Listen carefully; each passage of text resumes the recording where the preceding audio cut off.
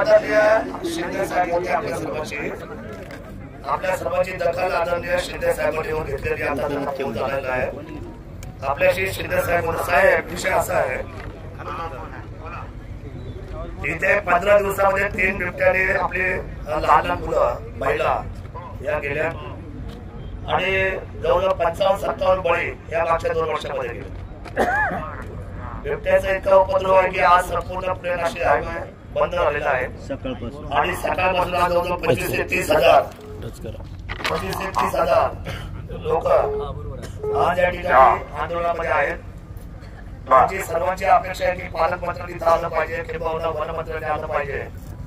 इथे कोणी दखल घेत नाही आणि मोठ्या संख्येने महिला आणि तरुण इथं आहेत गाड्या जाळल्या गेल्या परंतु आज आम्हाला भीती ही आहे की याचा वातावरण जर दखल घेतली नाही आपण शासनाने तर हा कायदा हातामध्ये जर गेला तर साहेब सगळ्यांना त्रास होईल माझा अशी विनंती आहे आपल्याला की मुख्यमंत्री आणि तुम्ही इथे आता खासदार कोल्हे साहेब उपस्थित आहेत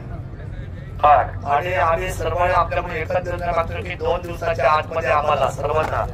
दिल्ली आणि महाराष्ट्र राज्य अशी समन्वयाची बैठक घेऊन आम्हाला कायमचा या महाराष्ट्रातून बिबट मुक्त करा आणि त्याची काय उपाययोजना राबवायची ती बसून